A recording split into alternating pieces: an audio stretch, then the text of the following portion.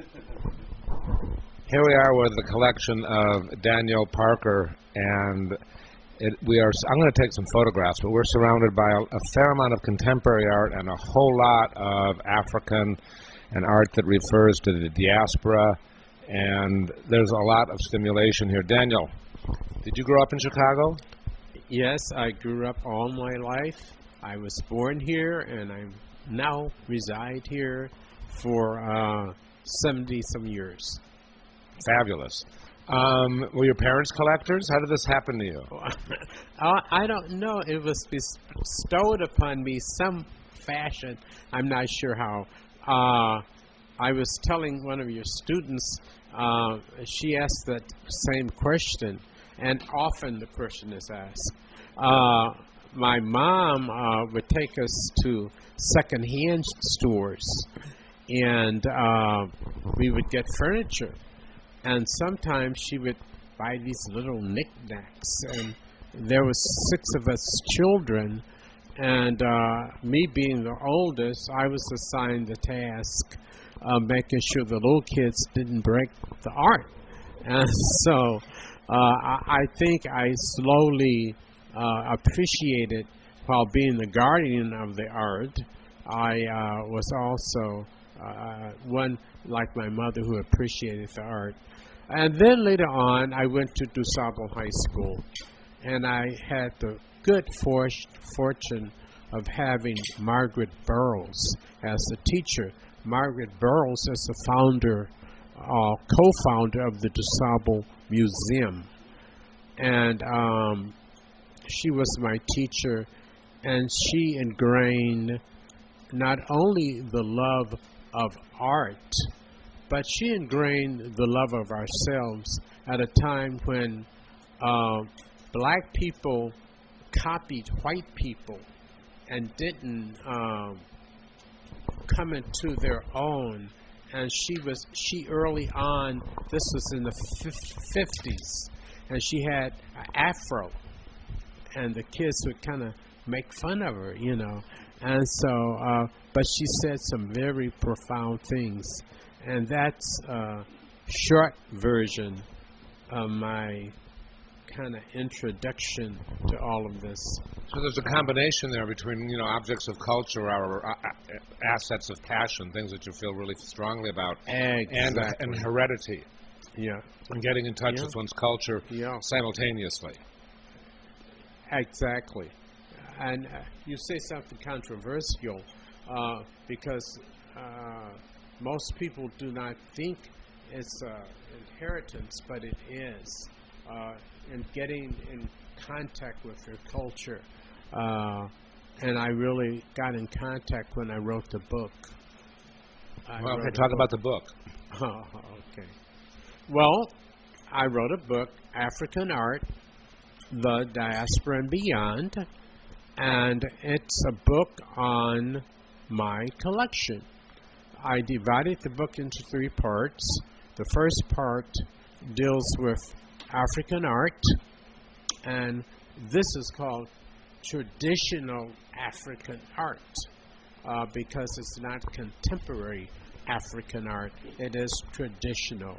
The second part of the book dealt with contemporary art of people of African descent. And all the art here, except for some pieces, are produced by people of African descent. And the last part, I did homage to my homes, and I showed how art can be shown in the home.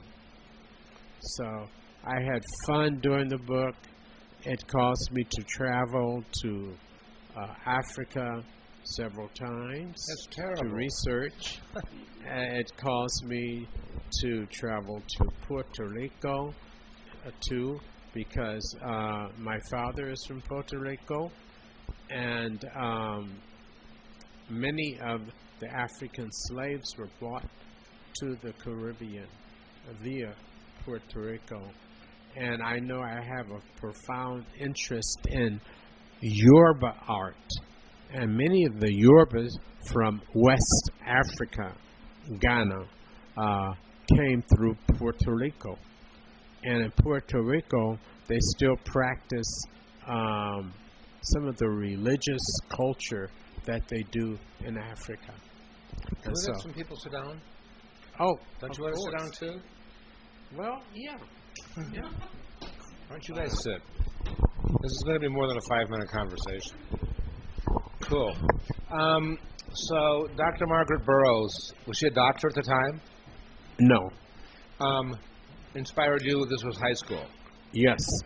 When did you acquire a work of art as a result of this inspiration? Probably during the 60s, the turbulent 60s. After college? Yes. What did you major in? Well, in college, I started out in architecture. My ambition was to design my home and build my home. Humble. And I kind of accomplished that in part. I left architecture and went into teaching, but in my book, it's over there, I renovated a mini mansion down the street on Drexel. And it had all the old carvings. They would get the European craftsmen, and they would have them come and live here, and they would do the carving because Americans at that time could not carve, and so the carvings in the home were from these old carvers. And my sister took over the first floor where the main carvings were, and I took over the second and third floor, and I knocked out walls.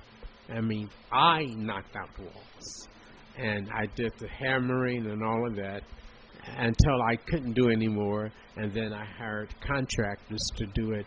So, and I designed it myself, and I was very proud of that. And so that housed my collection.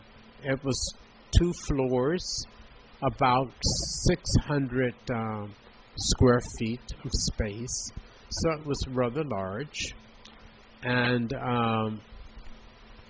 rather large in heating and lighting and other kinds of things. So I toned down a bit and moved here. And in the process, I wrote a book because I thought, well, you know, I have a story here, and I'll never be able to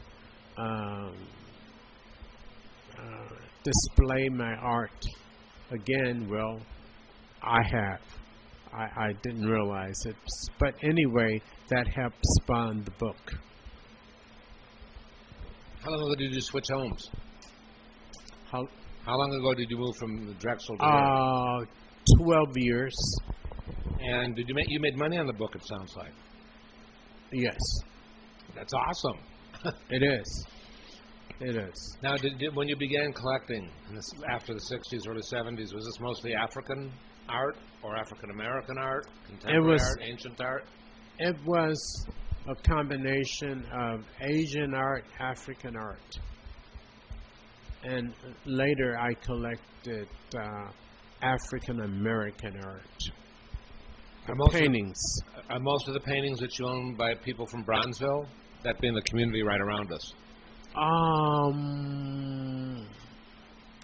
At least 50% of the paintings. Do you feel like a collector has a certain responsibility to the world or the art world? I do. And many perhaps would quibble with that, but I do because, especially if you come from the base of your culture, Right. as I have, and so it's part sharing and educating your culture to the world. You know, culture isn't something that you simply retain, but you cheer, you know, and you educate and you teach. And so, indeed, for me, it's been also a learning experience. So learning what? A learning experience. Yeah. I mean, there's certainly a lot of collectors who collect for themselves and stash money away and, you know, get desirable objects and pound their chest. You know, and then there's like you, a limited few. I can think of one other. That, you know, where the point is to be demonstrative about collecting and realizing that as collectors you have the wherewithal to affect change. Yes. And that if you avail yourself, make your home accessible, reach out into the world. So why don't you talk about Diasporal Rhythms for a moment? Well, Diaspora Rhythms, I co-founded with Patrick McCoy about 10 years ago. The genesis for Diaspora Rhythms... How do we define the term even, diaspora? Oh, well, an artist did a picture that he called Diaspora Rhythms. And we said diaspora is a term, it's most commonly known by Jewish people as going into the diaspora. And so we also use the term in the African American community as any place outside of Africa. The continent of Africa is the diaspora. Any place that black people migrated or was enslaved is the diaspora. So the United States is the diaspora. It's home, but it is the diaspora. The Caribbean, Jamaica, Puerto Rico, all other places where you have large quantities of black people. Brazil, that's the diaspora. And so we feel that our art generates a rhythm wherever it is. It has its own beat. It has its own mood. It has its own light and dark. And all of that creates a rhythm. And so we named the organization Diaspora Rhythms. Now, we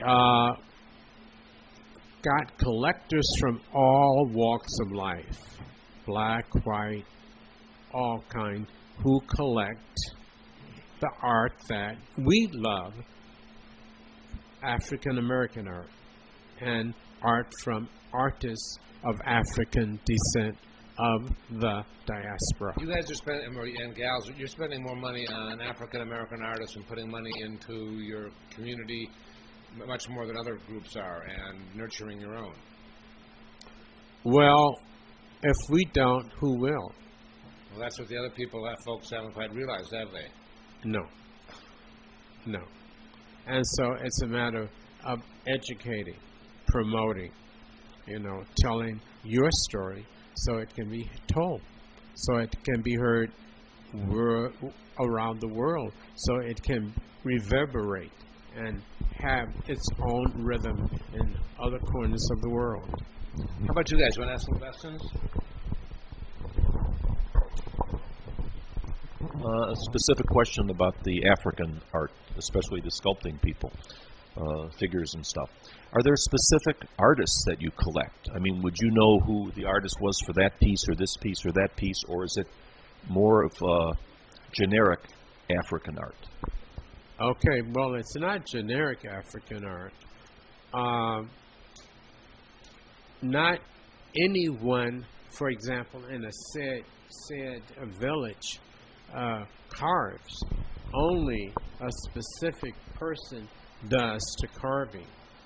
And he then bestows it to his son.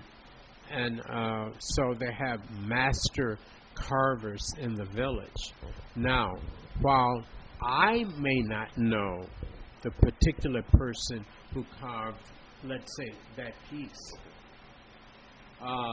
people in the village know, because he is the master carver who carved that piece. That the puppet there, it came from Mali, and that happens to be a master carver who is world renowned. So it just so happens, I know that carver, but in other cases, I don't know the carver, because they don't carve a piece of what we call art for art's sake. They carve it for a purpose. Every single piece is carved for a purpose. It's to celebrate a birth, to celebrate a death, to go into womanhood, to go into manhood, to ask God to bring forth the harvest of good season. So every piece is for a purpose. Only in recent years has the word art even been found in African languages, because it was not art. It was for will you carve this piece for this festival, for this purpose.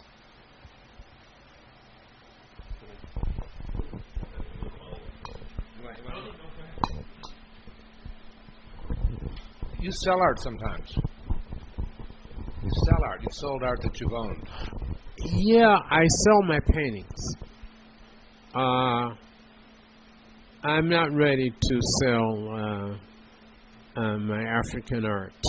And only year before last did I sell some paintings.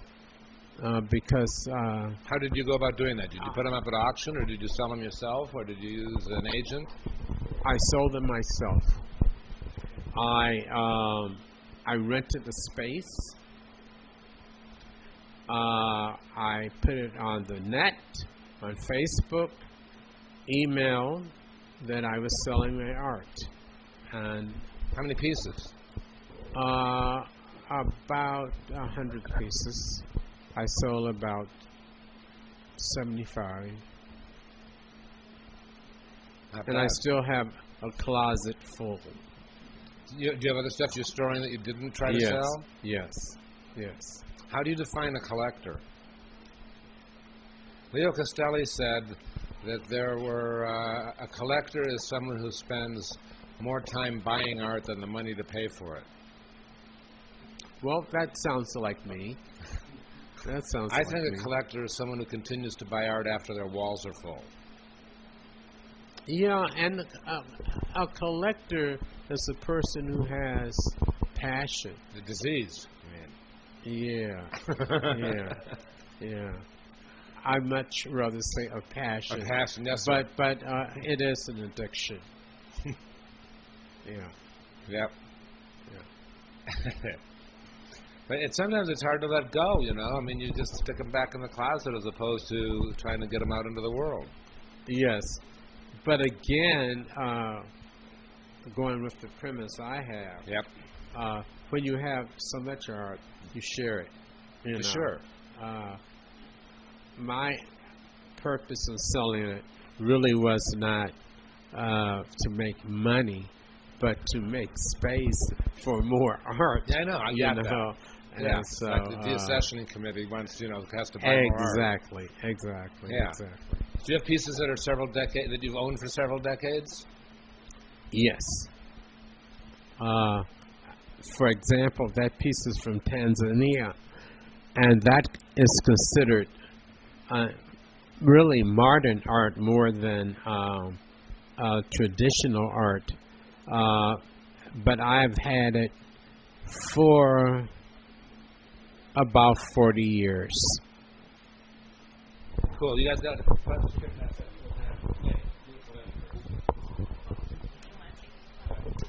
I have a question just on the other end. How do you find the art that you collect? Do you always go through a dealer, or do you know people in the neighborhood, or do you just attend openings? It's probably different for whether it's coming from here or there. All of the above. I travel to, as I said, to other countries, and I find the art. Like just in a gallery? No, for example, I went to Senegal. Well, I knew a dealer from Senegal, and he introduced me. He said, "You go to this place," and introduced me to his brother and his family, and so they in turn introduced me to the artist, and so that was one way.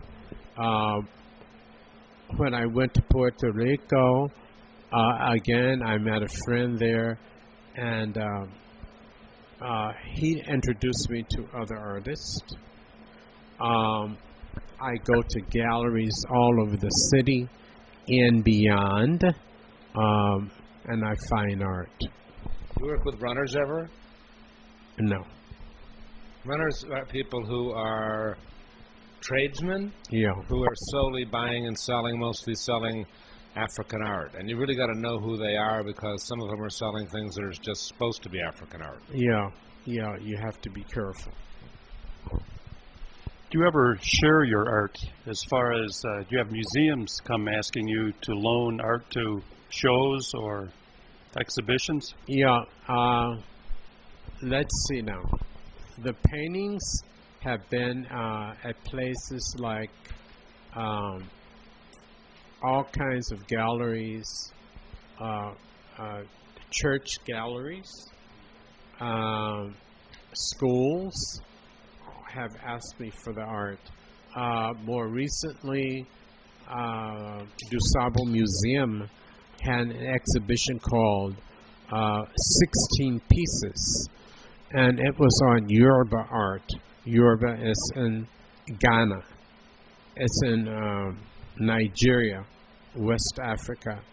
And 16 Pieces, they did a brochure on it, and I'll be willing to share that brochure. And I had about 10 of my pieces of art. It's fun traveling to an exhibit where your art is, isn't it? It's fun for the artists. Yeah, I hate to say it helps the ego. No kidding. Know? Yeah. Yeah. And you feel proud. And when it's exhibited so well, you especially, because you see your art in a different setting, under a different light. And there's a social aspect to collecting art too, isn't there? Very much so. Very much so. You you're pretty revered. All kind of people. A lot of people respect what you've done and who you are, well, and your generosity. Well, I appreciate. It's a burden. I appreciate that. It's nice. That. Yeah. Cool. Somebody else? As your collection's grown and your house has become full, have you noticed a change in the artwork that you're looking for? Are you more picky? Or anything like that? Oh yeah. I'm much more discerning on what I collect. Before I had such a hunger. I got pieces that I just like, and now I still get pieces that I like, but I'm more cognizant of the runners, as you mentioned, who they do many things to make the art look old. They bury it underground, and it ages with the insects, but it's not old. It's a fairly new piece, and so I begin to be more selective. Do you buy art over time sometimes? Do you make multiple payments for the same work of art? Oh, that's the only way I could afford it. When I had a gallery, there's some people who would only, I can only pay it, if I can pay cash, pay for it all at once. Yeah. And, some people, as soon as they make a payment, I'd let them have the art. A lot of people would say, I don't want it until it's paid for in full. And that'd be difficult. Yeah. I pay for it on time. Some people said, look, you can make a down payment, take the art, I trust you, your integrity and whatnot. So there are all kinds of arrangements for art lovers, Yep. You love the art, and so you make those kind of arrangements. Here you go. You said this piece was from Tanzania, about 40 years old. Yes. Not 40 years old. You bought it 40 years ago. Yes. Is it older than 40 years, or you don't know? I don't know. Oh, okay. I don't know. I've had it 40 years. Okay. Here's my question I'm trying to understand, that most people who collect art, okay, assuming they're not collecting a category, let's say, of African art, are collecting specific artists, okay, somebody in specific periods. I mean, it could be, contemporary, it could be impressionist, it could be something else, okay? So they collect periods of art, and they collect specific artists, okay? Yes. And typically what happens is that as an artist gets more collected, the value of his work goes up. Yes. And if he dies, it goes up even more so, Yeah. okay, because he's not producing anymore. How does your art appreciate in value if you don't know the specific artists that are doing, a village that it comes from? How does it end up when you buy something? How does that value appreciate if the artist isn't known and he might still be making work, or you don't even know if he has died? Well, for example, the piece over in the corner, the long piece,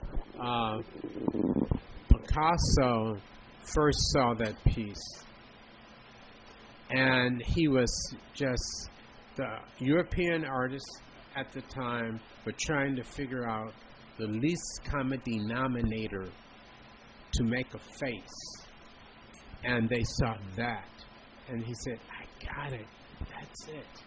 And then you had Modigliani and all of the other European artists going to Africa to get this concept. Well, that mask goes on the market at some of the galleries. Swan Gallery in New York, mainly New York galleries, London galleries, and they have this art for sale. And so that's how you can know the price of your art. Even though it's not related to a specific artist. Even though it's not related to a specific artist. And these are, these pieces go for thousands and thousands and thousands and thousands of dollars. Now, in terms of the paintings, that's different. Most of these are local artists, and the value of their art only goes up regionally as compared to globally well-known artists. I got 2 pieces from Cuba. I went to Cuba last December, and I have no idea. I know the artist. I don't know how well known the artist is, but it's a piece I value, and I like it. But other pieces, like that one by Paul Benjamin,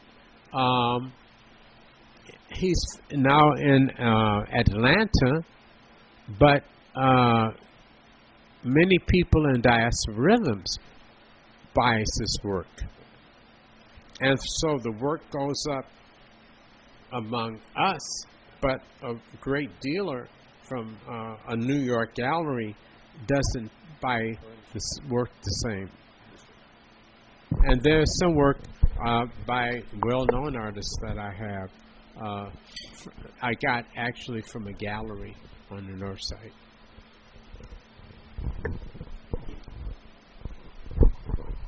Do you know the oldest piece of art that you have? Masks, painting, anything? The oldest piece is about 1,000 years old. It's a piece of African art. It's a phallic symbol, and they use it to, in the old days, to store their valuables. And they would turn it upside down and dig a hole. So in case a tribal warfare, they could not find the valuable piece, and they could go back afterwards and dig it back up. And so I'm proud to have that. I think the oldest work of art by an African American is by Elizabeth Catlett. Have anyone heard of Elizabeth Catlett? Okay. That's right here, and I'll show you that piece.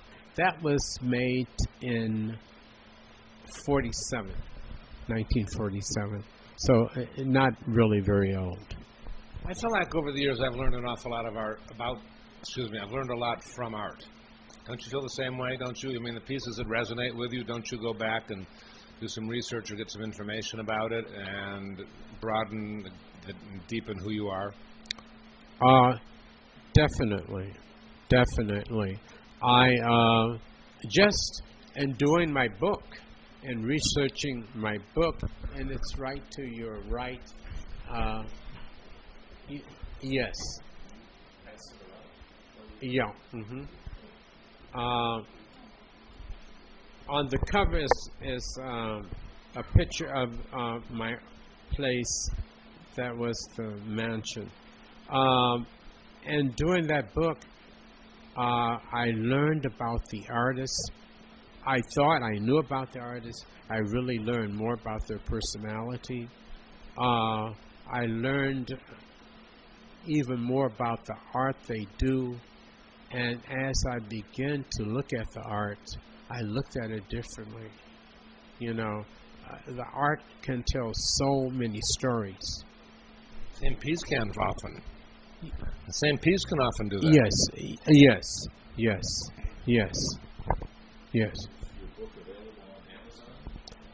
It's available on Amazon and from me. Okay.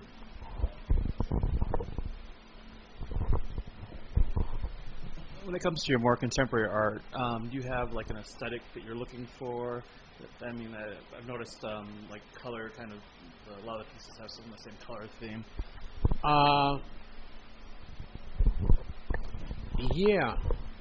I probably am looking for the same aesthetic as anyone would look for. Line, color, dimension, rhythm, space. And maybe it's put in a black ethos, but you look for the same qualities that anyone would look for in a painting. Is there anything personally that you feel like that you are more attracted to? Figures or? Well, on this wall, orange colors are my favorite colors, if you can tell looking at the kitchen. And so they kind of pop out at me. I don't have to even look for them. They pop out at me. And then how well, it's executed. I just thought that was amazing. The piece up there, how well it was executed.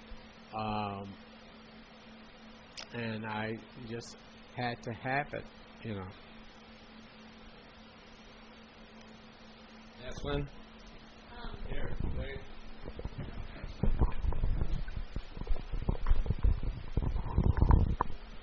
I have a lot of questions, but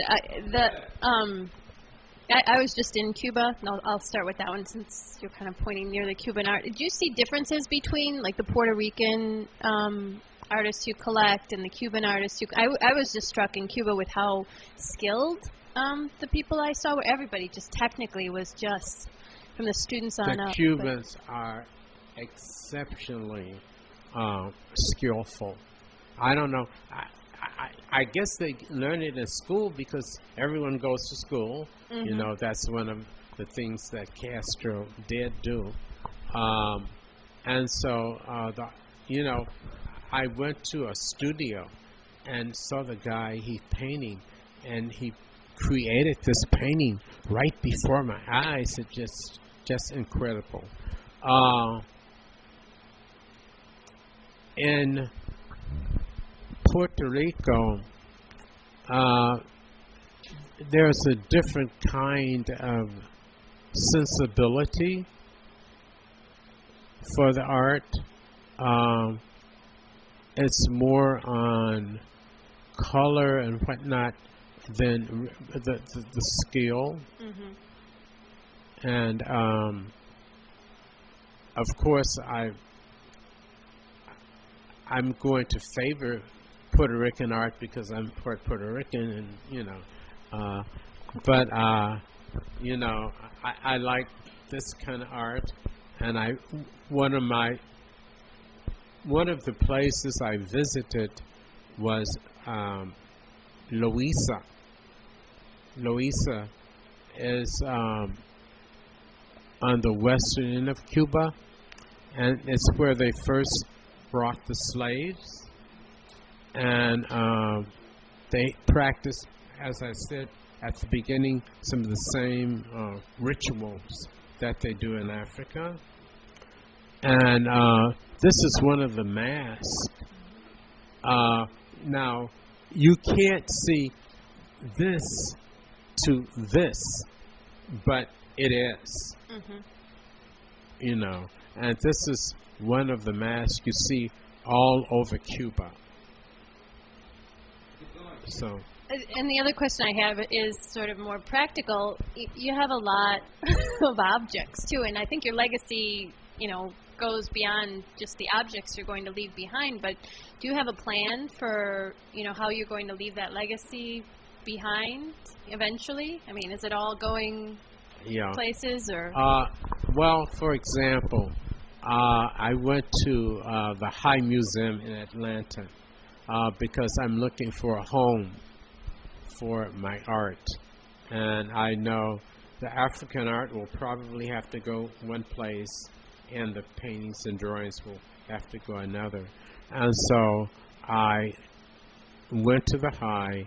I had met with the lady once before, and she said, well, your collection is really too large. It's more than we can handle. So I was just talking to someone today, and so I'm making communication with the Smithsonian and other places throughout the United States, you know. We did a webinar last session with Michael Rooks, who's the contemporary art curator at the High Museum, and one of the questions I asked him was, why are you the white guy there, and why isn't there a black curator of contemporary art? And he said that was a good point. It's interesting. Do you want the collection, all the African art, to go to one institution, or are you okay with splitting it up? How do you feel? Well, yes, I want it all to go to one institution. But there is a reality, like the lady at the High Museum. She said, well, we can pick out certain pieces and we'll be happy to have that, but I don't want that, you know. You familiar with what the Vogels did with their collection of 2,500 pieces? They gave 50 to one museum in 50 different states. How many pieces do you have? I don't even know now. Over 250. I had a fire. I had a fire. In this building? In this unit. Wow. Yes. And It was devastating. I lost some paintings and a couple of the figures. But that signal again that I have to have a place. Plan B. Yes. Yeah. Do you catalog all your stuff? I mean, Yeah. so you have a list and a catalog and know everything that you have. Wow. It's a continuous process. When I did the book, I cataloged. But since then, I have, made additional purchases. Like the Cuban pieces, I got 7 pieces from Cuba. It's not cataloged, and I have to catalog it. And some African art. Is there anything you want to say that we haven't touched on? Something we should say? Know that, I'm so happy you all are here. Because, again, it gives me an opportunity to talk about the art. And I love talking about the art. There's a given that the artists are passionate about what they do, and they're passionate about making their art, and then they see other people in the group, and, they're supportive of others. But so often in the system we have now, the artists and the collectors don't really connect enough or very much, and if it's an artist and you're listening to a collector, even one who's buying your work at the opening, you don't get a lot of what feels like genuine, sincere feedback. You're getting something that sounds sort of like pontificating or blowing smoke up your skirt. So that they understand your passion about what you do and to see evidence of it, as opposed to just hearing about it, I think is really generous and remarkable and beneficial. Yeah, that's one of the things about Diaspora Rhythms. Our group is we connect with the artist, and they see a genuine appreciation. You give an award each year, right? Yes. That too. Yeah. And then there's this other group that you're a part of, the, Conservators of African Art? African Art, yes. We're just starting it, and so we're going to see that too is where a it goes. multiracial group. Yes, it is. Let me ask you another question I just thought of. Do you go see what other ethnic groups are doing? Do you go to the Mexican Museum ever?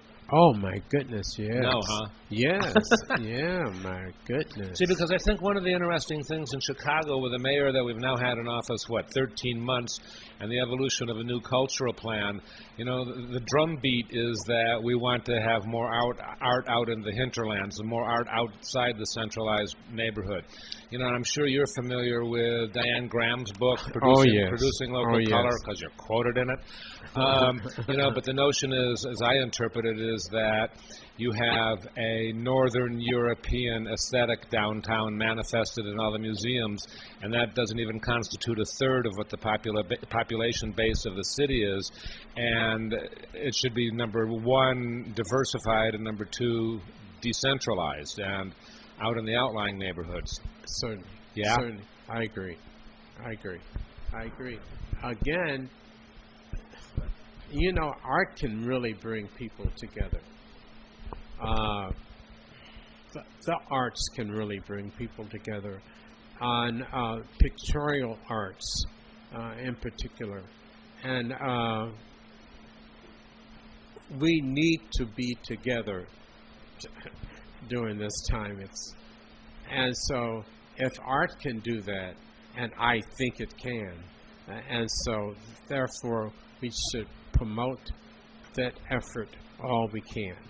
That's a lot of the motivation for my doing this course, is to empower artists, to see them make more money, to see them get more respected, to see them kick more ass, to create more change. Yes. Anybody have any more questions? Yeah, pass this to Lindsay. I'm from Milwaukee, and one of the things we're always lamenting when we get, people in the arts in Milwaukee is we don't have a collector base. And when we try to bring people to my institution, we tell them we have a lot of artists, but not a great collector base. So you have to go elsewhere to make a living or to show your work. But, could you talk, so in that vein, could you talk a little bit about how that begun, that organization, that Diaspora Rhythms began, and how you developed that collector group? I started to. Patrick and myself, we were talking about, we had some seminal experiences. As a little boy, if there was a collector, they kind of sequestered their collection in their homes, and you couldn't see it. And I always was curious of what's behind those doors. And I said, well, if I ever collect art, I never dreamed I would collect this. But if I ever collected art, I would open up my home to the world. And so Patrick and I was talking about this. So Patrick says, well, why don't we ask certain people if they can let us see their collection? And we kind of, it was very informal. And so we said, fine. And then we said, well, look, we found two ladies who had equal collections and motivations. They said, well, why don't we start a group? And it was just that simple. And we started the group, and we found people who were collectors. And they might have only had 5 pieces, or 6 or 7. But if it was original work by different artists, well, come on into the group. And so now we have about 40 people in the group. And we go from different galleries, we go to different artist studios, all over. Wait. We have groups like that, but they cost $600 to join. You have to be affiliated with the art museum. You're not affiliated, are you, with anything? You just took the initiative. No. And, yep. They have a board member costs $200, but a regular member is $50. Just to kind of build. Yeah, and we meet at homes once every other month, and once a month we go to artist studio. Fabulous. And we kind of talk about the art, and we have an artist come in and talk to us and educate us more about art and what art is, and you get different opinions on the question of what is art, what is black art, what is, all of these kinds of questions. It's wonderful. So I write this art letter, right? And one day after I wrote an article about the Bronzeville trolley that ran around the various galleries and cultural institutions that I wrote about, Theaster Gates, and I got an email from Patrick McCoy, who's a partner in Diasporal Rhythms. Yes. And Patrick says, I want to take you to lunch. I've got something for you. And I go, to myself, right? I go, this is so cool. Patrick's acknowledging my generosity and my coming down to the South Side and writing about this stuff, and he's going to take me to lunch to give it to me. And I get to lunch, and Patrick says, I've got this book for you. You barely know what you're talking about. And he gives me Diane Graham's book, Producing Local Color, which I love Patrick. He's like a mentor to me because he's 10 days older than I am. Thank you, Patrick. And, I read the book and I realized really clearly that there was a lot I didn't know, and it was a whole different perspective. The book examines 3 different parts of Chicago. It examines Bronzeville and Pilsen. Bronzeville's predominantly black, Pilsen's predominantly Hispanic, and Andersonville, which is scrambled, and talks about how these different neighborhoods have their own distinct personalities. And Patrick talks about how Chicago may be a segregated city, but he sees it as a plus because you have the integrity of all these different communities and their cultural entities, which is why I thought it was interesting that Daniel said he goes to the Mexican Museum, and I just went to the Ukrainian Institute recently, so I think that the idea is, powerful, that people do a good job of presenting their own culture, because there is going to be some, I don't know if fallover is the right word, but people picking up what's going on in other communities. And the more cultures you realize, I think you realize either that people are different and interesting, or you share common traits, and you both are after similar kinds of objectives. And Patrick's a gem. Oh, yes. And he speaks equally highly of you. He is. Mm-hmm. He is. Anybody else? Daniel, this has been awesome. I really appreciate the information. Okay. Thank you very much. You're welcome. You're welcome. More than welcome. Yeah. Okay.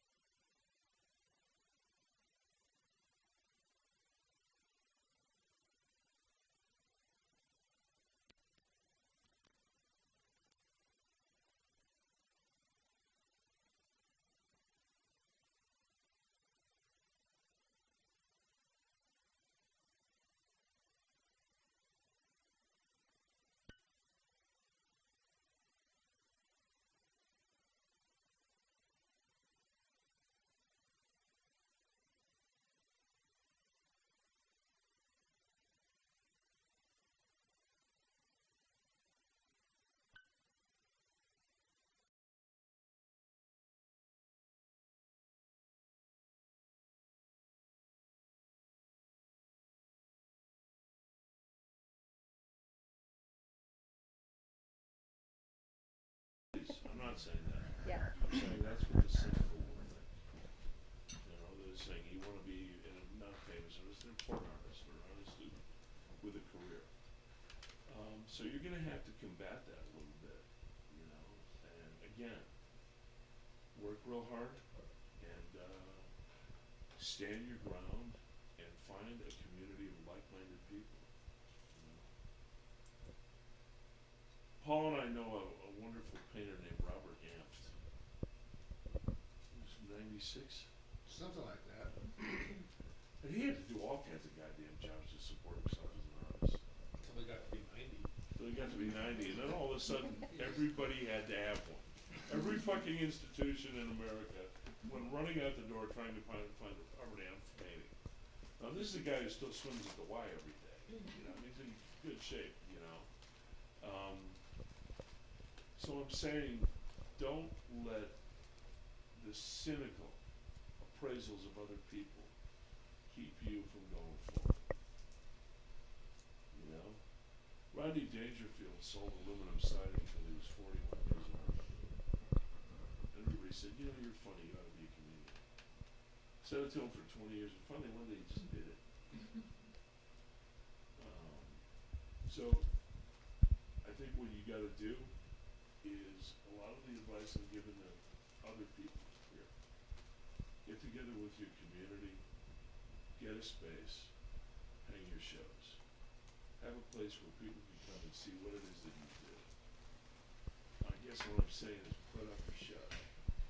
You know, the more places there are for people to go in our community and look at art, different kinds of art, the better it is for everybody in this room. Thank you. Thanks. What's your name? Kimberly Thurston. I'm an oil painter, and I'm currently working on a series of abstract landscapes. I've been involved with a couple of projects with... When you say abstract landscapes, do you mean like Marsden Hartley abstract landscapes or Arthur Dove? Or I'm not familiar with either of those artists. They are... check them out. I will. The greatest abstract landscape. They're more like, I would say, Clifford Still, like very Okay, yeah. textural, and use a lot of washes, and then build up the surface of the canvas. I have worked with very closely with art-related projects with Levi Strauss and Gen Art. I've done a lot of self-promotion, I think, especially in 2004 and 05, and then I kind of took a break from that so I could focus on really painting. Gen Art's an interesting idea. They go out and find companies that want a cultural identity, which I don't do that with my artwork. But our theater projects, we go to companies and get sponsorship to help pay for our productions. Gen Art's one of the more interesting ones. there are companies that want a cultural identifier. You know, usually companies that other people kind of penalize for what they are. Philip Morris, who's a ton of money for the arts, sponsors all kinds of exhibitions. Grey Goose platform, beer companies. For Firecat, I do have a beer sponsor. They give me all my beer for free. And when I have one-man shows all over the country, they fly it out. Three Floyds is my beer sponsor. And they've been great. I'm a recovered alcoholic. I've never had one. I haven't had a drink in 28 years. But people wobbling around my gallery assure me that it's very good beer. So your experience with Gen Art, Levi Strauss, and companies like that, that's a good thing for your work. That's a good thing for you. There are companies that are going to want to sponsor groups of artists when they do something that has a salient kind of message that speaks to the demographic that that company is desperately trying to reach. If you told me would I rather work with Goose Island or the best gallery in Chicago, I'll take the beer company. You know? It was a really positive experience. It has been a really positive experience, and has brought me to San Francisco to paint live, Denver. I've been all over the country with Levi Strauss, painting for them and selling an offshoot of a denim line. Yeah. So it's been really positive, but I'm also experiencing kind of the negative side of this industry, where my work is picked up by consultants and then later sold at interior decorators in their What's negative showrooms. about that? Nothing right there until I find out that it's sold for 5 times as much as I sold it to the consultants, which is my fault, totally my fault. And so I'm trying to have a better understanding of the value of my art and Okay, still Derek, make it. You need what I got. I have Stan. Stan is the most genial, kindly, sweet guy you've ever met. But inside lives an evil little man. And nobody's gonna get over I do on need a us. stand. You need somebody to negotiate your prices for you. But if you get a shit price for your work, it's your fault. I totally agree. I look Yeah. back on that day and I just kick myself.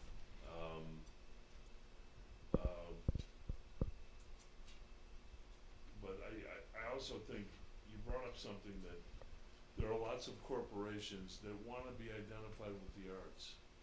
They want to have a place in it, and they're not the evil, Dow Chemicals or IBM or part of the war machine, like beer companies and stuff. They want to, because the truth of it is, in a weird way, they owe us. We use their products.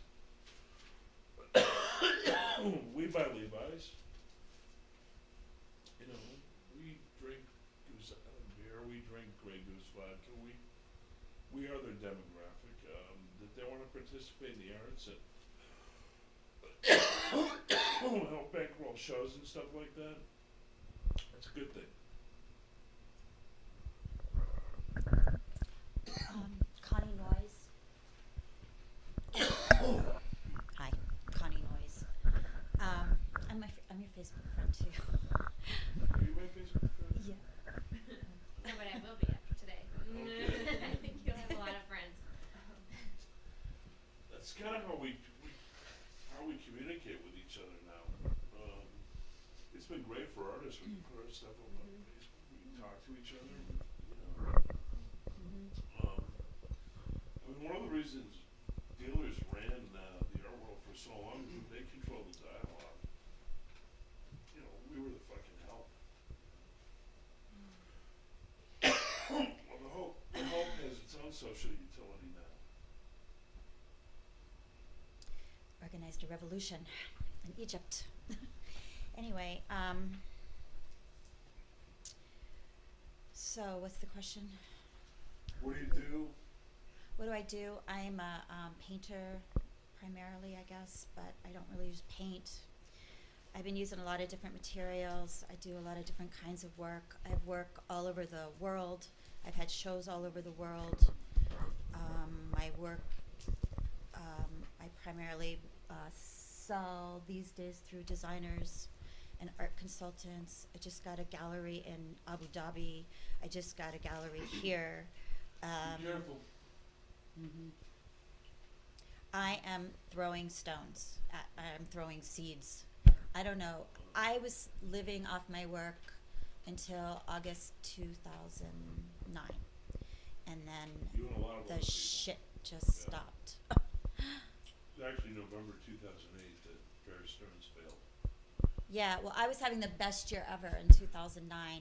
I mean, I was traveling, you know, with my work. I had a show in Paris. I was just thinking it was never going to stop, and then screech. So in the meantime, I've decided that, okay, fine. I've been throwing my name out there as far as I can, and when this thing is over, I just figure everybody's going to know who I am. That's my strategy. And I started this international group called ARG, because that's the sound artists make a lot. It stands for Artists Respond Globally. The first incarnation of it was, there were 8 Chicago artists, each paired with 8 international artists from all over the world, as far as Malaysia, Syria, Bulgaria. And they collaborated through Skype, social media. We had a show in October Where at? here Where? at the Joe Brothers. In Bridgeport. Yeah, Okay. because most of our studios were there at the time. I've since moved out of that art building. Why'd you move out of there? I couldn't get anything done. I was too distracted. There's too much noise, like visual noise. And those third Fridays were driving me a little batty. So I moved into a space that's actually 3 times bigger than what I had. I had a 2,400 square foot I think studio. those guys do an amazing job, by the way. Yeah, they do. I think they've been very, very good for their community. Oh, yeah, I Joe totally Brothers put agree with money you. where their mouth was and galvanized the Bridgeport and Yeah. Oh, no, I think they're amazing, but I just couldn't, it wasn't a good place for my kind of spirit to live with. Hey, I know what you're talking about. I worked in my kitchen. You know, Yeah. So, So, I mean, actually, this big space just kind of fell in my lap, and I couldn't really okay, say where do you no want to to be in it. 2 years? What? I need to make money again. That's what I need to do. Okay. I mean, I have no. Look, please. I know Don't you let- say it's easy. Don't let money be the yardstick. That money is easy. It actually is. I think if Lots I of stop things worrying you can about do it with so money. much, it'll come. I mean, it seems like it always comes when I stop worrying. But, Yeah. But don't yeah. let money be the yardstick of whether you're succeeding or not. Oh no, I feel like I am succeeding. I'm like the busiest I feel poor like person you you've are ever too. known. Yeah, I feel I like mean, you are I've got too. tons of energy. Be careful about Abu Dhabi, though. They treat women like shit there. No, a woman I met in Florence actually opened a gallery there. She's an artist. Doesn't matter. There's 2 kinds of women in Abu Dhabi. Those who I wear know. burqas and hookers, you know. Well, I've been there, Serious. so I don't really. Abu Dhabi's really not good. Not a good city for women, you know. Well, I don't plan on moving there. Yeah. I just sent some I'm a big believer works. in go there, get their money, and leave. You know, I'm all for it. But I was actually painting in Dubai in the big tent with 30 painters from all over. And the work, instead of, you know, that big tower they built in Dubai, the tallest building in the Yeah. world, instead of actually buying without artwork. building any sewers underneath it. Yeah, well. Seriously, they didn't. They want to They be did not Western. build an adequate enough sewer system, so they're walking around in human waste up to their ankles. That's disgusting. No, I know. Anyway, we were there, and so all the work that the artist did went into that tower. So it was quite a pretty Cool. cool experience. Yeah. So I've done a lot of stuff like that. Well, good. It sounds like you pretty much know the trajectory of your career. I don't know what to But tell see, you to make okay, it here's better. the deal.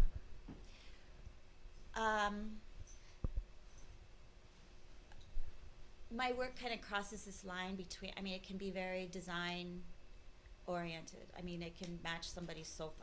I will do something to match somebody's sofa if that's what they want. But it's like my real work, I don't think I call it my real work, even though the other stuff was my real work at one point, but it's, I don't know, it's like everybody seems to want like a specific thing, a specific style that I do. And so I end up doing that, copying myself over and over again, because that's what people want. So, It's a bad idea. well, you know, it beats working at a 7-Eleven. Who knows? No, I don't. Yeah. I mean, I feel like I learned something by doing that, but it also, so what I'd like to do is figure out a way to sell the work that I do that's where my heart and soul is in the moment, you know? I think you gotta figure out why you make art. I make art because that is who I am. I can't do anything else. It is my life. There is no separation between my art and my life. Yeah, but it kind of flies in the face of the problem you're having. You know what I mean? Tell me. You're saying that if somebody tells you to do something to match their couch, you'll do it. But it's based on my own work. It's not like they're telling. Yeah. Look, this could become circular. I'm just Yeah, saying. I know. I think you gotta look and find better I reasons. understand. That was probably a bad way to say it, but yeah. Yeah. Yeah, yeah. I mean, I guess what I was trying to say is at points I feel like like a art hooker, an art whore, but We all whore for somebody. that's right. Okay, Victoria, time to pick on you again. Okay, I'm Victoria Fuller, and I do a variety of things, really big commission sculptures. There's one in Seattle that's 35 feet tall, made out of bronze. And then I also do painting. I do natural science illustration. And I have to be honest and say that for the last, I don't know, year and a half to 2 years, I kind of lost inspiration and haven't been too excited to make art.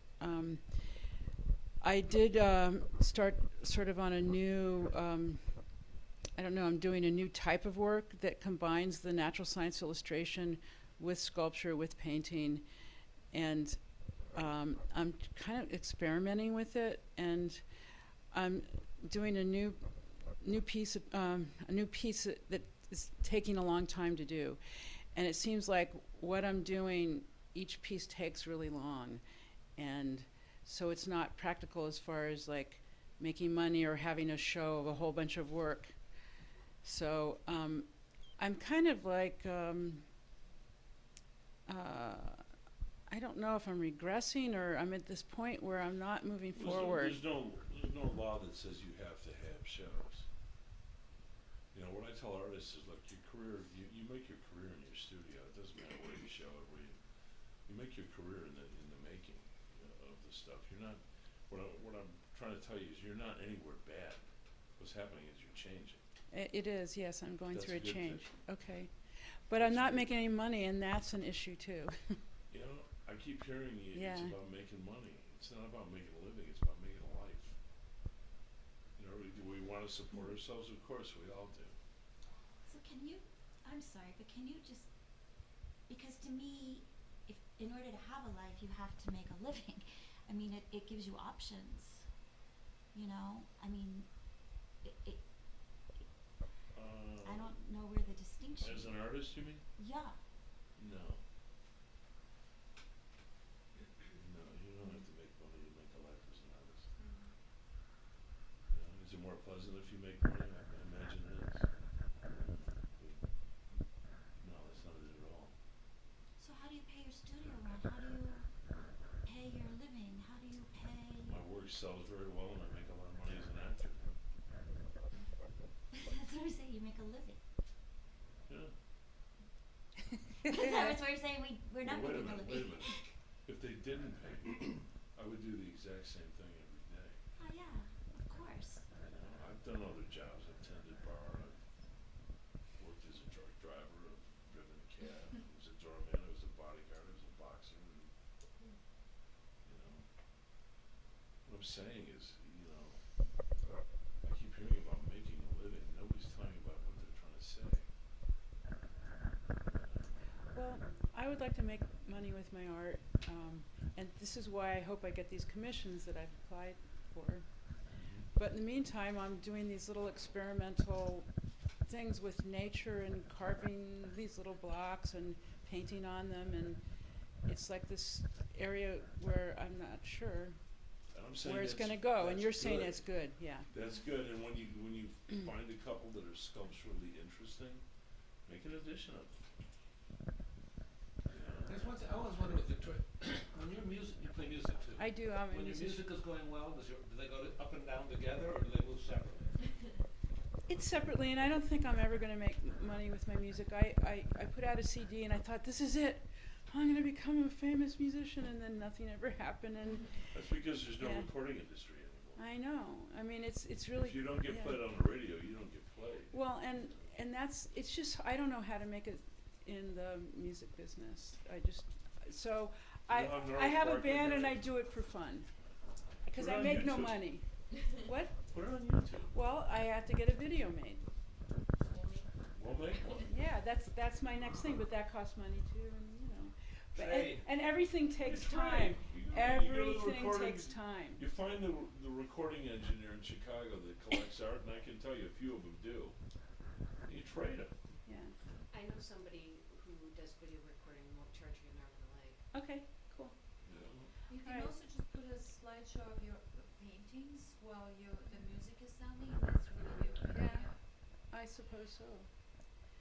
But anyway, they're two separate things, and I do my I keep hearing people putting hurdles in front of themselves here, yeah. and the secret is to go over them Okay, and well, not put another one up. I have it planned to actually get a video made, but what I'm saying is everything takes time, and I feel like my time is running out as I get older. Like, I don't know, it's like I have Yeah. less time. But anyway, that is Wait my till you're next my thing. age, Jesus. Waiting. You're not. Okay, but you're the one I'm picking on because you Yeah. should be making a living. Yeah, I know, I want to. It's but, good yeah. work, and I have a feeling what you need is somebody to negotiate your business I for you. do, I need that. Yeah. But I have to pay them, and so I have to come up with money to pay them, you know. So, No, you cut them in. I You cut give them them- 25% of what they sell, or you give them 15% of Okay. what they sell. Oh, I like that. If they believe in you, then they'll go sell it. Okay. Well, right now I have to come up with products. And That's your job. That's on you, babe. exactly. And the other thing that's good, though, in terms of having a community or other people, like Yeah. Mary pointing out something, is that I think all of us put obstacles in our own way. And if there's somebody Yeah, I else, mean, what I'm hearing, about 80% of what I'm hearing in this room is people who can't get out of their own way. yeah, but if you have another friend in the room who says, hey, you're getting in your own way, do this, that helps too. Folks, at the risk of dishing out a little tough love, I will tell you one thing. Nothing good will happen for you until you allow it to. Until Nothing you good allow will it. happen for you until you let it happen. Get out of your own way. Yeah, that's a maxim. Just get out of your own way. Yeah, See, yeah. there's a reason it's a maxim. Okay, I'm Mary Lou Novak. I'm Hi, and I do large paintings of Brenda Starr, and I put her. They are cool. I think Brenda Starr was the impetus for my first male fillings as a young Oh, man. really? Yeah. I met the woman who drew Brenda Starr when I was a little boy, Dale Messick? Yeah. Uh-huh. Yeah, she was great. I met her and Chester Gould, and I Oh. wanted to be a cartoonist when I was a little boy. Oh, because they worked for the Chicago Yeah. Tribune. Yeah. That's great. Well, when I grew up, I came from a large Catholic family. Good and bad. Yeah. Okay. And just working all the time. The girls had to do all the work around the house, you know. All I did was work at home and go to school, go to church. So I didn't have much spare time. So I would read the comics just like you did. And read Dick Tracy, The Phantom. Yeah. But there was Brenda Starr. She was a Girl woman. power, yeah. Yeah, and And she you was. got red hair, so, you know. Well, well, anyway, I thought, well, she's my alter ego, and I followed that comic strip faithfully. And now, for the past 7 Give me years, examples of them? you know, something told me to bring that, but I'll send them Do me a to you. favor, send me some JPEGs. Okay, I will. Yeah, I How- almost how did. big You are on they? a website? Yeah, yeah. Okay, there you go. How big are they? 30 by 40, 36 by You 48. know, make smaller ones? Just a hand-painted Okay, pillow. You're gonna make more money if you make some that are intimately scaled. Really? The one thing Wow. people don't have in New York and Chicago is any room. People who live in apartments, they don't have room. People are always telling me I have to paint bigger, and I have a studio space about a third the size of this room. I have to take a picture in order to see how far away I am. The people who tell you that, I can tell you who tells you that. Art dealers, people who run art fairs, shit like that, make it big, big, big. Bullshit. What's the biggest I piece got you've in a ever- moment with a piece that size. You don't get much bigger than that ever. No, lately a little bigger, actually. Well, I studied with Carl Worsom, and he always kept saying, paint bigger paintings and so Yeah. on. And I did, yeah. Yeah. But I do have one small one, a pillow, and it's not on there. Okay, but yeah, what are you saying, 12 by 12 or really I'm small? saying I'd probably buy one. I love Red Star. And they're not drawing Who's the guy with the patch? that Basil St. John. Wasn't that her? Wasn't that her? Mystery screen? Man. Wasn't that the, Oh yeah, the black orchid, all that. Yeah, yeah, And in my painting, she always has a black orchid tattoo. yeah. Okay, on her back. And stiff goddamn nipples all the time. I remember seeing that when I was like 11 years old. Like, oh my God, what's happening? Well, she. Well, look, you're making very, very sellable work. You know, I haven't even seen it, and But I I want have- one. yeah. You know. But I haven't gotten them out. I had a one-woman show in Michigan at an Italian trattoria. What's your website? Okay, first of all, can I disabuse all of you of showing them bars or restaurants? If they really think you're an artistic genius and they love your work, let them buy some. Bars, restaurants, don't do it. Okay, It's a bad idea. all right. It's a way of decorating the restaurant for free. Exactly. It's also a way of getting scungili on your fucking art. You know, it's you know, oh, somebody got soup on your art. You know, no, don't do it. You know, I gave my one very close friend a piece for his restaurant. That's Choo Choo. He's a Jedi master of the table score, so can't let him in. But a restaurant's bar is a bad idea. Huh. You know,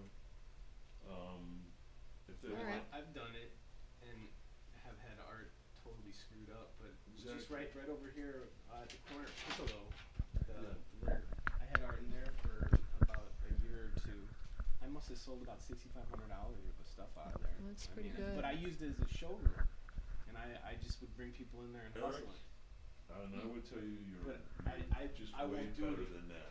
I don't do it So anymore. stop doing it. I don't. But I'm just saying, a couple years back, I did, and I hustled it. I've seen your work everywhere, and I've always liked it. I've always thought you get better each time out. So you are not the guy who you want to be showing in bars or restaurants. Absolutely, I don't do it. I don't do it anymore. Well, it was kind of a cool experience in February. There wasn't anything going on except the snow coming No, down. I'm not trying to spank you for doing it.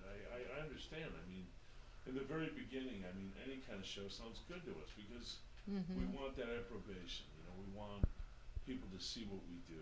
You know, I understand this. I'm just saying that this is a lot of the ways that artists kind of get taken advantage of. Well, I have one painting called Sticky Fingers, and that went to New York to, I think it's Barrett Art. Yes, Barrett Art Studio. Very fine arts, yeah. Okay, and they had someone from one of the museums in New York Look, get my curating. email before you leave and send me some images. Okay, all right, I will. a show of paintings of just Brenda Starr is per person for me to watch. You know, I mean that's like hitting the head crazy enough for that. I would probably like that. Okay.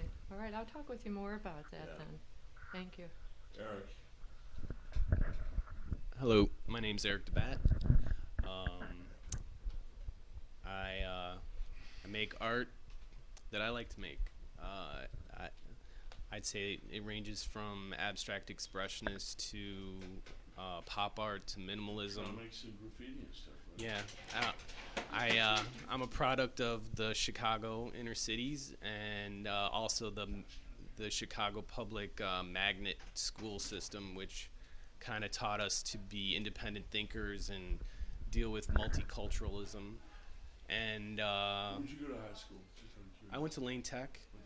Yeah. And did you have Diz Rhoda? yeah, Dismas. He was a major influence with collage. He's a wonderful collagist, and he's the first. He brought us in our high school art class. He sat us down with interview magazines and upper and lowercase typography magazines, and we just cut them up and created pieces, and that was, I guess, a moment where I started to learn how to cut stencils in that class. He brought out this book called Paris Graffiti, which Diz Rhoda is kind of a legendary Chicago high school art teacher because he's put out a lot of really good artists. Yeah. A lot of the artists of my generation were taught by him. Guys who went to Lane, people who went to Lane who made livings as artists. I mean, it's kind of cast far and wide net of influence. But every time I hear Lane, it's like, yeah, it is. Yeah. He's also a great free thinker. I mean, a real inspiration to kids. It's really hard to be a high school art teacher. I'm impressed that somebody's making a difference. I'd like to someday do a show of all the students of Diz Rhoda. That would be awesome. Is he still there? But you're another guy. No, he lives in Boulder now. Yeah. You're another guy who I'm going to pick on a little bit because you should be making a living. You're a real good artist. I've been looking at your work for years. That's why I'm wondering, like Victoria, if you should not have, and instead of a dealer, instead of a conventional dealer, let's say management, let's say a partner, a collaborator, a business partner to, bring your work around, and I'm not thinking just galleries anymore. I'm thinking you're the kind of guy who could be a wonderful muralist. You should be doing public works. You should be, showing in galleries as well. But I have a feeling you're another guy who spends all your time in the studio and not much time politicking for your work. Well, I try to participate.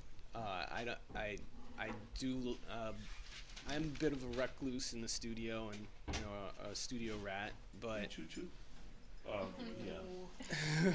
No table score for you, pal. I try to get out there and talk with everybody and be a part of it and participate. Yeah. What happened to that gaggle of guys you used to all do shows together with? Everybody's doing their thing. Everybody kind of. It was really hard to. It was like herding cats. Everybody, when you have a group, everybody wants to have their. Yeah, there was always opposition, but it usually went in pair. Like there would be like 5 guys would do this one and 4 guys would do this one, but everybody kind of is just focusing on their own stuff, and I don't know. It's kind of strange for me. About 2005, I've always made art. I've never stopped making art, but I've taken different paths since I was younger. I was one of these kids that in the late 80s I sold a lot of art, painting actually graffiti on canvas, and worked a lot with interior designers and matching fabrics and all that stuff, and made a lot of money. But then started doing gallery shows, and then went to college because I felt that I needed to learn more. I wanted to learn about art history and all that. So within that, I kind of took my life's path kind of shifted in an independent study class at the Art Institute. We started a clothing company and ended up doing that for 3.5 years and exporting and manufacturing clothing. It was like the beginning of streetwear. We did all sold Like all Brooklyn Industries or something like that. We were just selling to Japan, and that was what was keeping us in business. So we were manufacturing stuff and selling it, T-shirts, pants, and all that stuff. And Where then do you want to be in 2 years as an artist? Running my studio, doing larger shows. I think things are happening now where there's more exposure coming my way, and I'm just trying to focus. And that's the key word. You got to focus. You got to decide. The other projects can help you finance and stuff, but it's a question of tightening up your energy to marshal your fine art work. Because I love to do the things I do, but I'm also trying to look at it in somewhat of a more of a business sense, but still do the stuff I do, and make the right decisions. Because there was a time I'm a pretty passionate individual, and I'll do anything. You tell me to, if it's going to be a good time and fun making art, I'm all about it. You want to bring in a bunch of people, let's do it, and let's do it right. But the focus aspect, you can only do so much, but then where do you leave yourself? So I'm really trying to, be an adult about it, and not so much,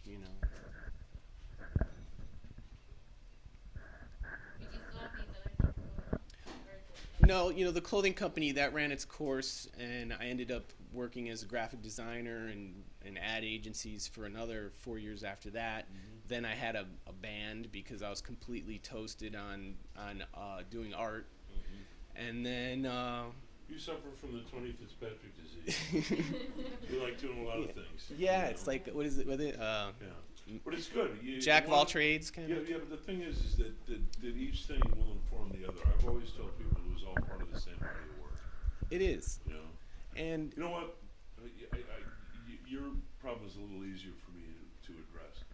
It's not really a problem. Come and see me, all right? Okay. I've always liked the work. I've always wondered what happened to you. Come and see me, and let's have a more in-depth discussion. Absolutely. All right. Good. Hi, I'm Hi. Mary Farmaland. Hey, Mary, how are you? I'm good. I am a photographer. I've been a photographer for my whole life, but didn't realize that was what I was until maybe about 20 years ago. So, but I teach part-time at Columbia College, and I do my own work. I have a couple bodies of work, but the one that is the most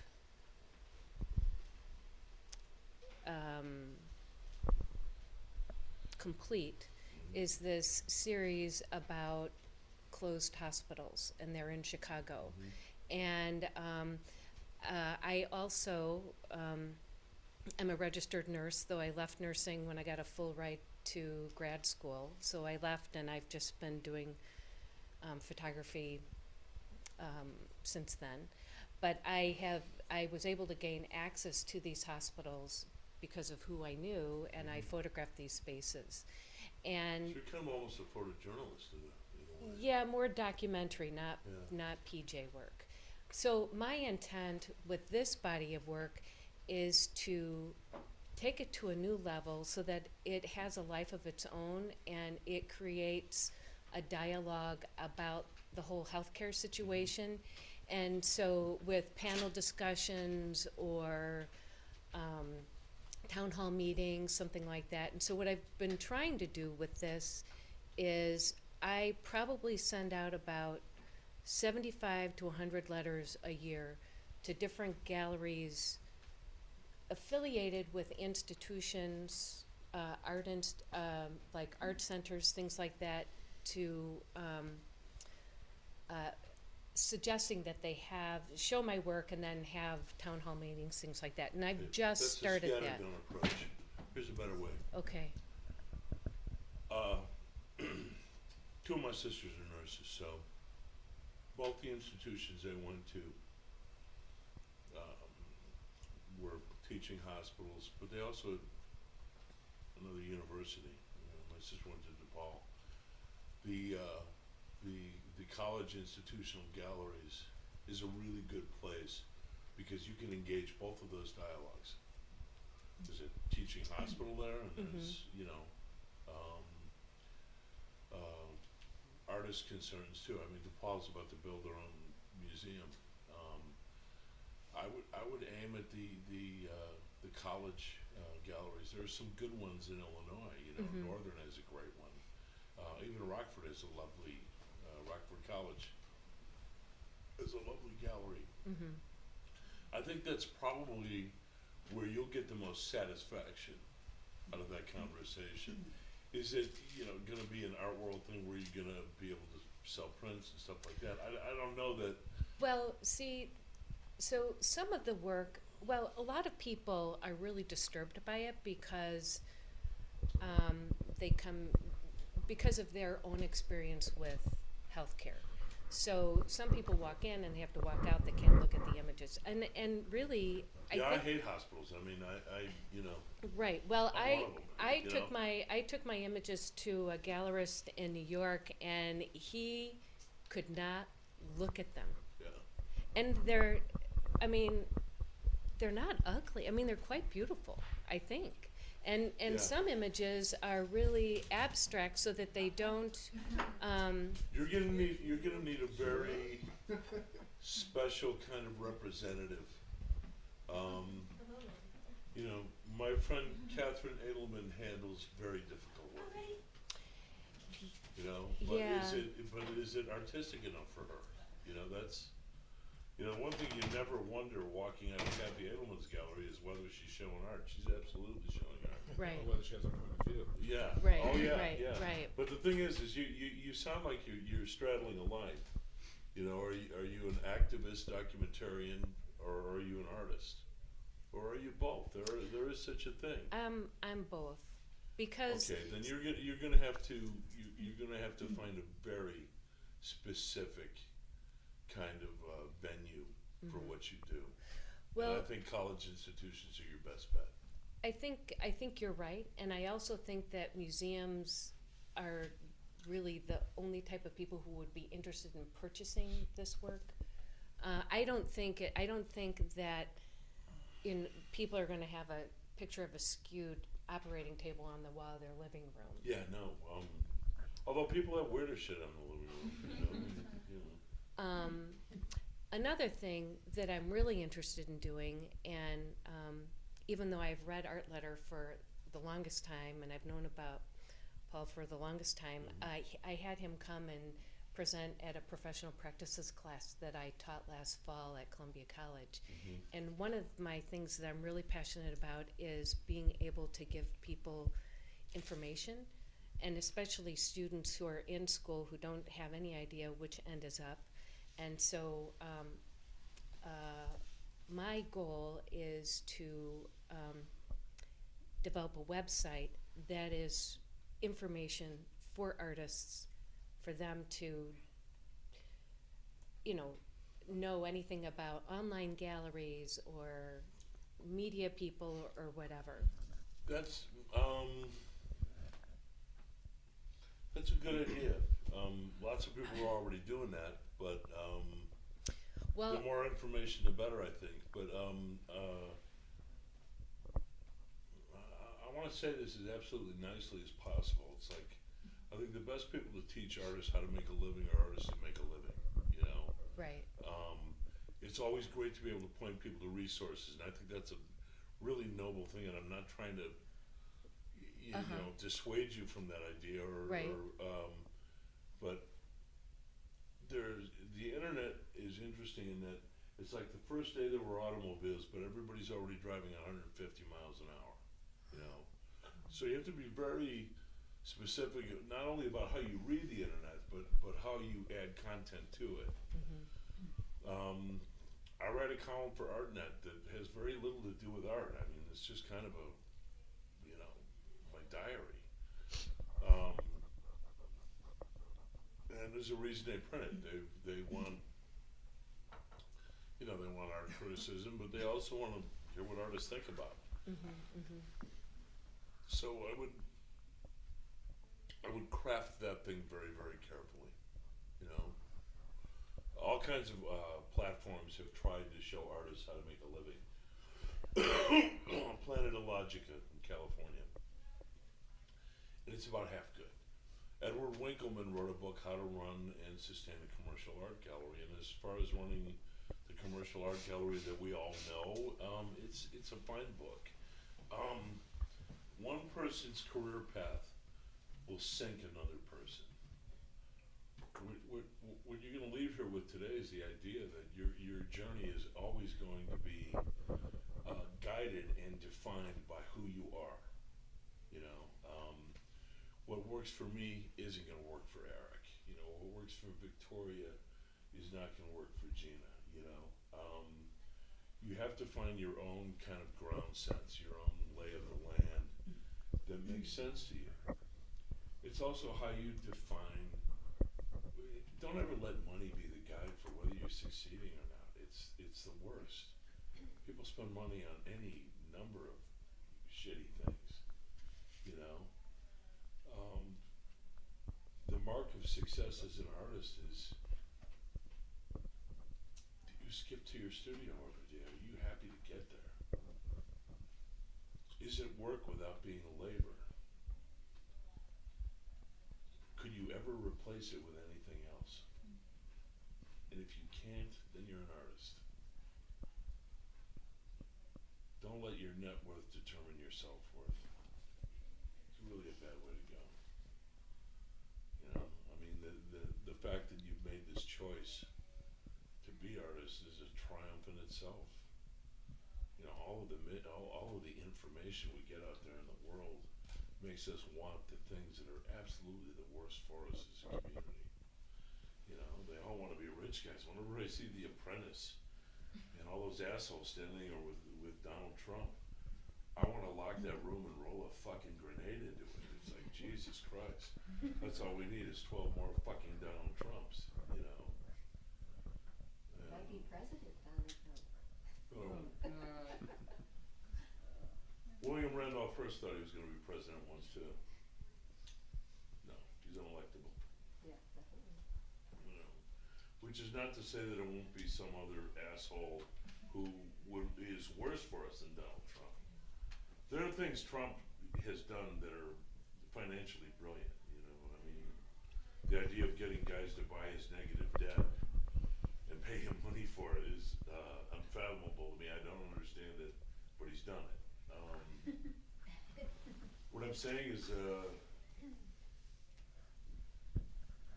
money and what other people think of your work is not what's going to make you an artist.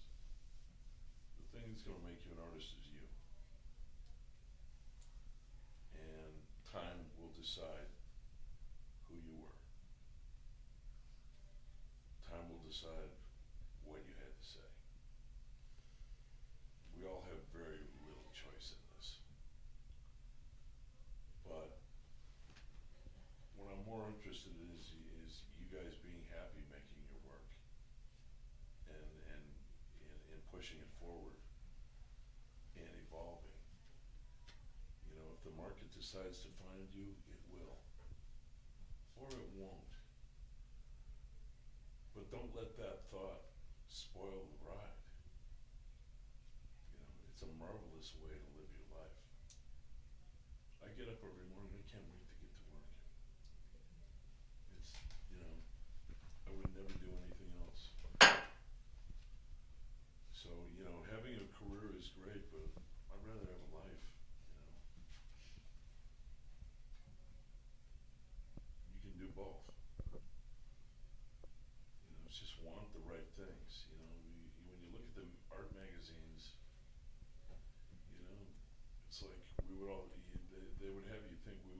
so much happier people. You know, at the opening of MoMA next to Larry Gagosian, well, you know what? I know some of those people, and they're not terribly happy. I can tell you that. You know. But You know, it's not because they're rich. no, it's not because they're poor. I know lots of miserable motherfuckers that, you know, are very wealthy. And I know lots of happy poor people, you know. What I'm saying is that you're responsible for your own happiness. You're responsible for your own career. And whether you feel it succeeds or not, that's on you. If you feel like you failed, it's nobody else's fault. The best thing you can do is make your work passionately. Make your work with the idea that you are speaking to the future. Okay, partner. I'm Steve Walker. I'm a painter. Large abstract oils have been my what I've done the most of. Done some multimedia things. Chicago guy, went to Lane. Had some success in the 80s, success meaning sales in the 80s, some commissions, some gallery showings. Was in the Art Institute sales and rental gallery back when they supported the local art scene around here. Then Do they still have that? No, they shut it down years ago. They did away with it, really? Yeah. They did away with it when they opened the photo galleries downstairs. Oh, is that where it was? The wall there? It was where the lower library, slide All right, library all right. is, yeah. Then got married and moved out to the burbs and thought I would try to take on the suburban art scene. Joined all kind of art leagues and showed with a lot of those folks, and it's just a different animal. A lot of retirees and folks that are interested in taking watercolor classes, which is fine, but wasn't what I was looking for. I work full time. What do you do, sir? I run a graphics department for a packaging company. Which one? Pactiv out in Lake Forest. So I don't do it for the money.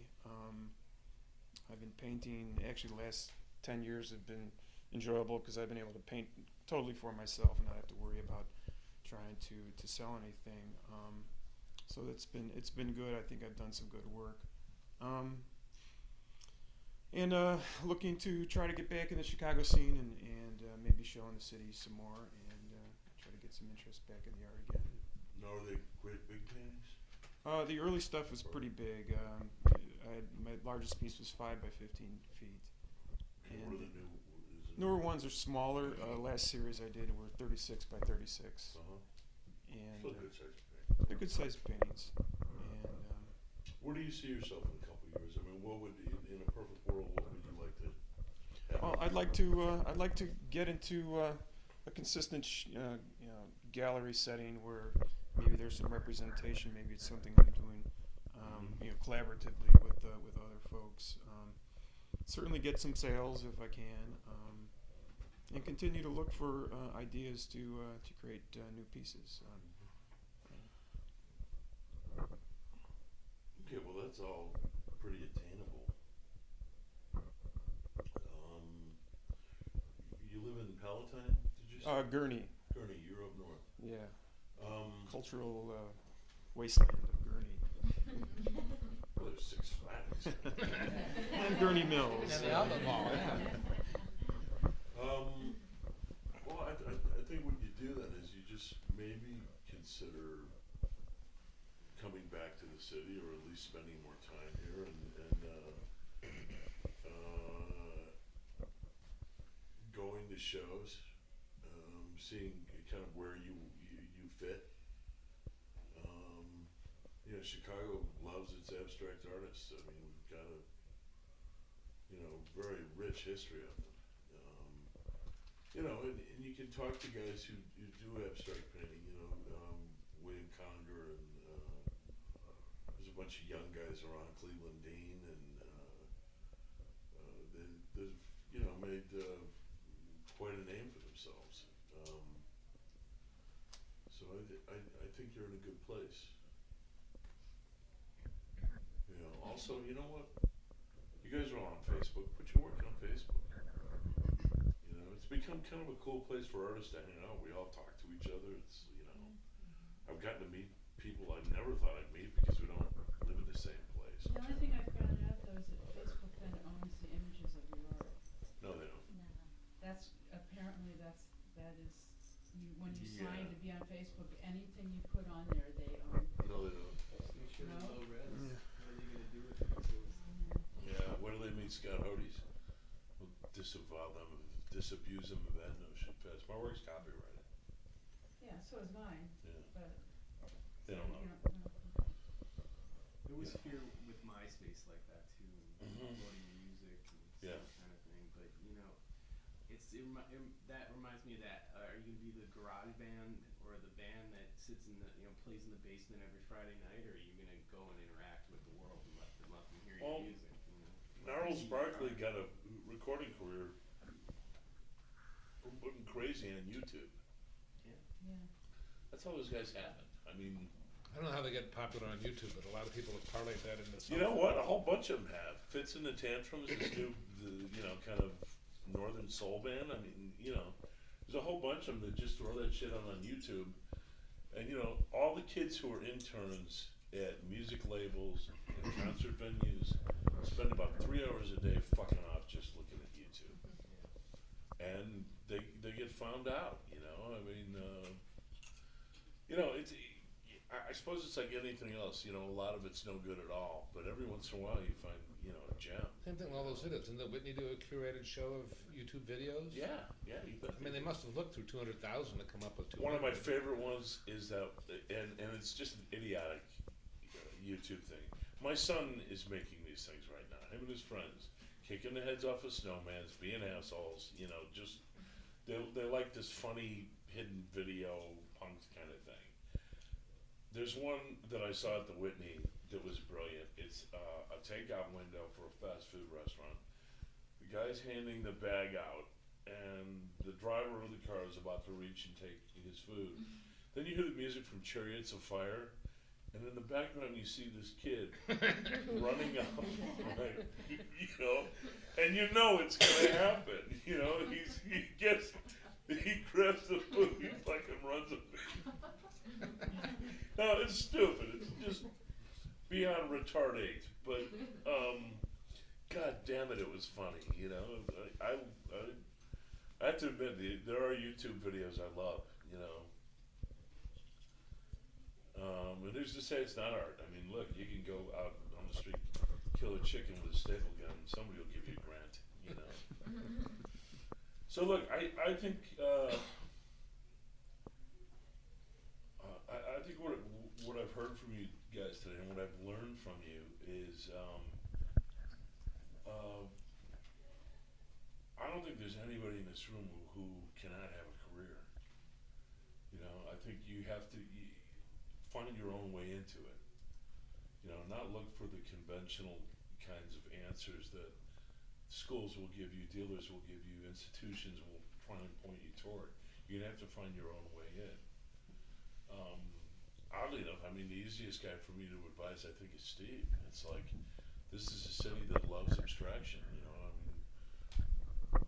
wear out a little shoe leather or get a bunch of your pals that made art with you years ago. Hang a show. The Cold House guys used to do wonderful things with guerrilla shows. I mean, people still talk about those shows. So I don't think anybody here is incapable of having a career, but it's also what you're willing to do for it, and it's going to cost you something. You're going to have to spend money for the right documentation of your work, the right presentation of your work, sometimes preparing the right temporary venue for your work, sometimes preparing the venue that isn't temporary, that you and your friends are going to run so that there's another game in town. But at the beginning of this talk, I said that the best assets you have are each other. You find some like-minded spirits in this class, and I know they exist, I can tell. Get each other's emails, trade each other email lists, make JPEGs of your work, send them out to people who haven't seen them before. The worst anybody can ever tell you in this business is no. You know, I used to collect for a bookie, a guy named Jimmy Laperna, and if you didn't come back with his money, Jimmy would break your legs, you know? So there are worse ways to make a living, you know? A lot of what we face as artists, and the biggest stumbling block we have is ourselves. This fear.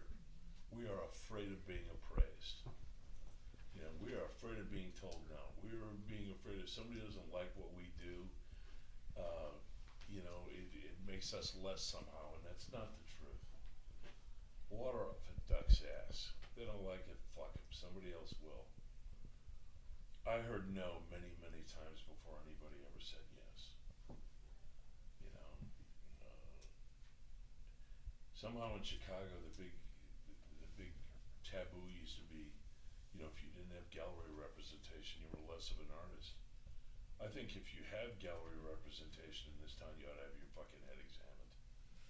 You know, yeah, I want to give away 50% of my money. The fucking mob doesn't get 50%. So what I'm saying is be your own best advocates, you know, and look out for each other. You know, you do a solid for your friend, or you put together a community that opens a place where you all can show, you know what, you've done the neighborhood a favor.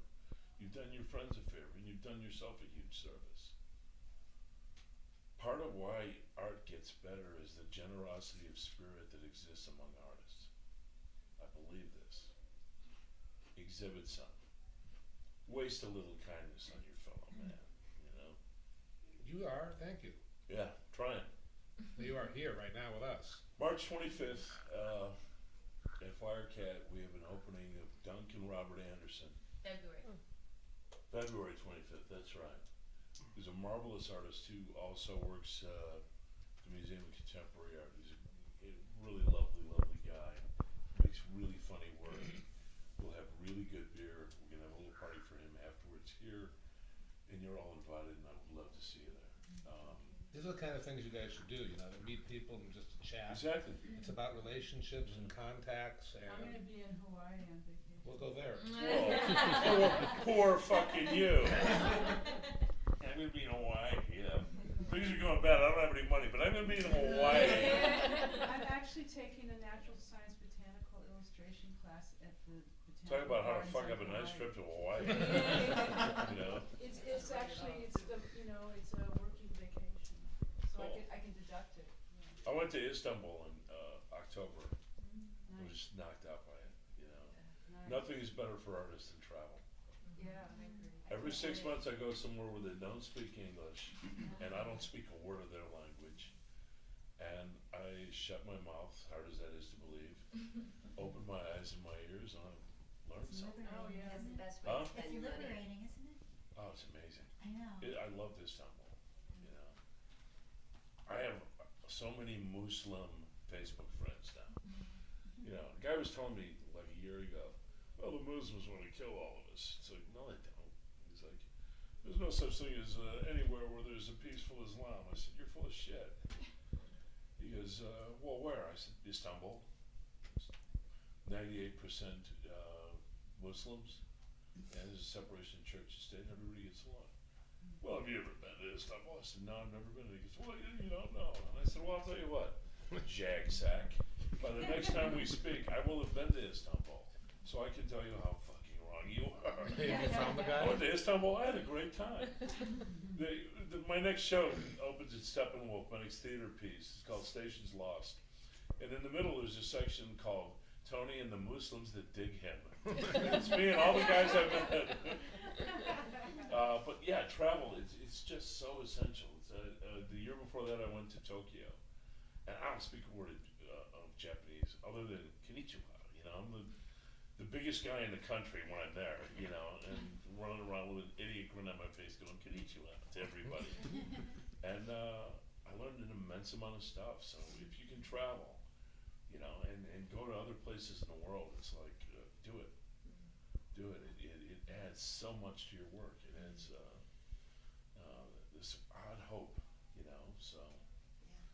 Anyway, I've enjoyed having you guys. If you have any questions, we can continue this conversation or not. But you make your career in your studio. Where's your studio, Tony? Right through that door in the kitchen. So you just work in your kitchen? Yeah. I'm opening a little printmaking studio over on Western Avenue in about a month. Oh, okay. Because I'm going to make some more etchings. Uh-huh. A little shop that will be called Boomstar. And, Okay. I'm going to make etchings over there because I don't want acid shit all over the house. My dog, he likes everything up, you know. Yeah. I saw him throwing a piece of frozen shit around in the backyard.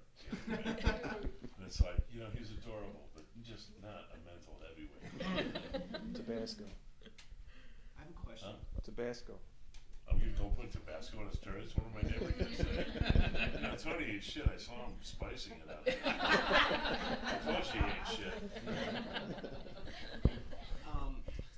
Do you ever like use color reproductions like copies and stuff? So like everything in collages is first generation. So where the hell did you get all these sculpts? Oh, everywhere. There's like everywhere. Well, the first one I drew. Uh-huh. All right, and then there was a catalog printed of that show. So we have to cut that skull out of each catalog and render 150 catalogs useless. But no color reproductions. Okay. So but all the matchbooks and stuff, we never used the electronic reproduction. No G-clave prints? No, none of that shit. I just keep finding new stuff. You know, and I've got a kid who goes on the internet, and I tell him, look, I need a bunch of Ohio blue tip match books. I need the real matchbooks. Go get them. I give him $20 for every one he finds. So by the end of the day, I usually owe this little bastard $500. You know, but he finds them. You know, he goes in other countries. He, you know, that's awesome. He can find anything. You know, I needed a Herbst trucking line matchbook, and he found it. They've been out of business for 50 years. You know, everybody used to use matchbooks. Huh? How did you know you needed it? I wanted to make this piece about guys who drove over the road rigs. Because my first sponsor when I sobered up was an over the road driver. And he was from 3 generations of them. And his grandfather worked for Herbst. His father drove for Mayflower and Beacons, drove long distance cross country moving trucks. And then he drove for everybody, you know, of his own right. So I'm gonna find it. It's a little weird hitting the head, but you know, beats hanging drywall, baby. If you had to say your how your artwork develops, does it start with the writing, and does the picture develop out of the Starts writing? with the drawing. Starts with the drawing. Always starts with drawing.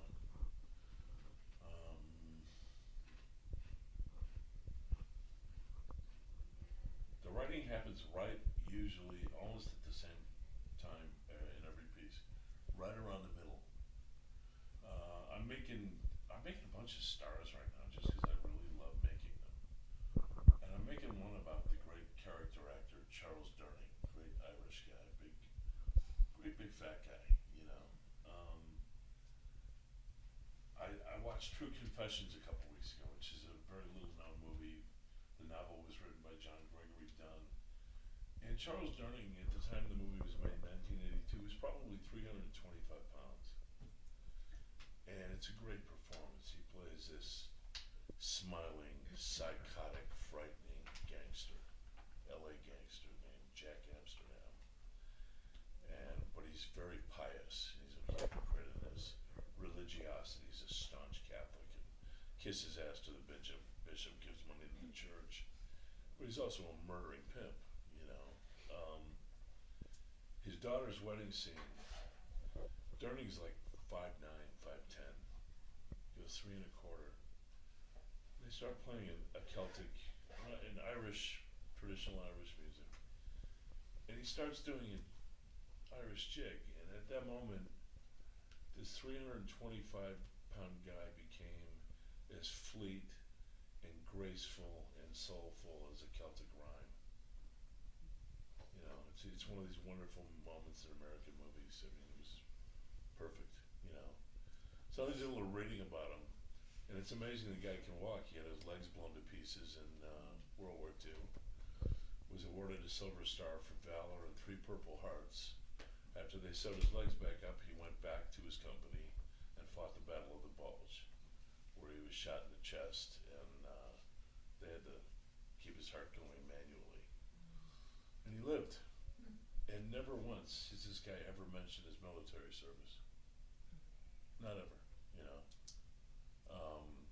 He'll show up at things for veterans and write checks and be part of the welcoming committees of World War II veterans. But, you know, I was shocked to find out the depth of his service. He was also a song and dance man. Now, for a guy who goes 300 pounds, that's a very rare occupation. And then all these other actors I know, because I mean, part of my living as an actor, they're like, oh, Durning's a wonderful dancer.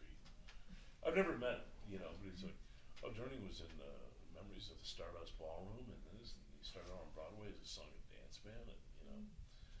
And when you see him, you would never guess this, you know. Do you know who I'm talking about? Do you know? Yes. Yes. Yeah. And at the age of 85, a few weeks ago, they finally gave him his star on Hollywood Boulevard. He's also funnier than hell, you know. And I've never met him, but I knew a friend of his who was another actor named Jack Warden, who was in. You ever seen The Verdict with Paul Newman? The guy who played his older partner, that was Jack. And Jack was a big fan of art. He didn't really own any, but he always used to eat lunch with Leo Castelli at St. Ambrose on Madison Avenue in New York, and about 78th Street. And one day I went in there. They have these little, you know, like French finkified sandwiches, and I love Warden as an actor. You know, I'd seen him in 100 things. You know, and I sat down and talked to him for about 3 hours. He was just a great guy.